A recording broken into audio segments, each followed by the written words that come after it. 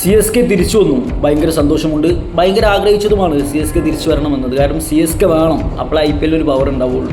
തുടർച്ചയായി 2 മത്സരങ്ങൾ വിജയിച്ചുകൊണ്ട് CSK comeback നടത്തി. എങ്കിലും മത്സരം കാണുന്നവർക്കറിയാം ഒരുപാട് പോരായ്മകൾ ഉണ്ട് എന്നത്. അതിലെടുത്തു പറയേണ്ടത് CSKയുടെ ബൗളിംഗ് ആണ്. അതിലേക്ക് നമുക്ക് വരാം. ആദ്യം നമുക്ക് ബാറ്റിംഗ് ഒന്ന് നോക്കാം. CSKക്ക് ആശ്വസിക്കാനുള്ളത് സഞ്ജു സാംസൺ ഫോമിലേക്ക് വന്നു. അത് ഭയങ്കര ഇമ്പാക്റ്റ് ഉണ്ടാക്കിയിട്ടുണ്ട്. ടീം സ്കോർ കാണുമ്പോൾ നമുക്ക് മനസ്സിലാക്കാവുന്നതേ ഉള്ളൂ. പിന്നെ തുടക്കം മുതലേ ഫോമിൽ കളിക്കുന്ന ആയുഷ് മാത്രമേ ഉള്ളൂ. പക്ഷെ അത് മാത്രം മതിയോ? പതിവിന് വിപരീതമായി CSKക്ക് മികച്ച തുടക്കം ഇപ്പോൾ അവസാന 2 മത്സരങ്ങളിലും CSKക്ക് ലഭിച്ചു.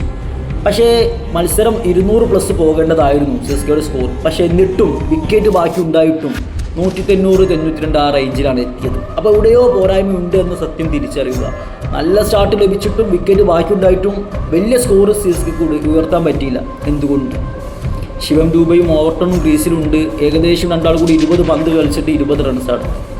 പോരായ്മയുണ്ട് വലിയ രീതിയിൽ. അതൊന്ന് മാറണം. പിന്നെ ബ്രവിസ് വന്നത് ഒരുപാട് കാലത്തിന് ശേഷമാണ് ബ്രവിസ് വന്ന് ബാറ്റ് ചെയ്യണത്. അതുകൊണ്ടായിരിക്കണം ബ്രവിസിന് ടച്ച് കിട്ടാതെ പോയതും. എങ്കിലും കുഴപ്പമില്ല. ബ്രവിസ് വന്നതും CSKക്ക് ആശ്വസിക്കാം. ബാറ്റിങ്ങിൽ കുറച്ച് ഇമ്പ്രൂവ്മെൻറ്റ് വരുത്താനുണ്ട് എവിടേക്കോ എന്ന സത്യം തിരിച്ചറിയുക.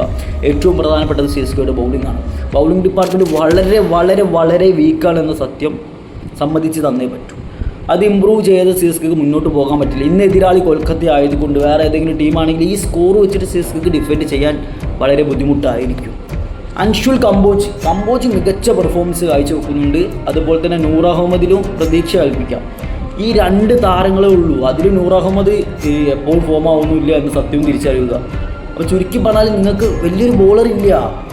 അവസാന 4 ഓവറിൽ ഇപ്പോൾ ഒരു 70 റൺ ടാർഗറ്റ് വെച്ചാലും ബാറ്റിംഗ് ടീമിനെ അടിക്കാൻ ശ്രമിച്ചാൽ ചിലപ്പോൾ കിട്ടും. കാരണം ആ രീതിയിലാണ് നിങ്ങളുടെ ബോളേഴ്സിൻ്റെ ബോളിംഗ്. അപ്പോൾ നല്ലൊരു ഇമ്പ്രൂവ്മെൻറ്റ് ബോളിങ്ങിൽ വരുത്തേണ്ടതുണ്ട്. അല്ലെങ്കിൽ ഏതെങ്കിലും പുതിയ ബോളർക്ക് അവസരം കൊടുക്കേണ്ടതുണ്ട് എന്നാണ് പറയാനുള്ളത്.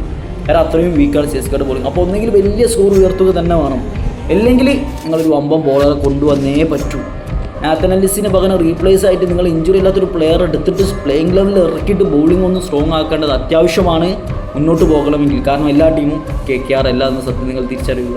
പിന്നെ KKR ഈ സീസൺ അത്രയും ഫോം ഔട്ടാണ്. KKR ഒരുപാട് പോരായ്മകളുണ്ട്, അടുത്തതിൽ പറയാം. അപ്പോൾ CSK തിരിച്ചു വന്നെങ്കിലും നിങ്ങളിൽ ഒരുപാട് പോരായ്മകളുണ്ടെന്ന സത്യം തിരിച്ചറിയുക. അതൊക്കെ ഒന്ന് ഇമ്പ്രൂവ് ആയി വന്നു കഴിഞ്ഞാൽ പഴയ CSK നമുക്ക് ഇവിടെ കിട്ടും. അത് കിട്ടണം, അതാണ് നമുക്ക് വേണ്ടത്.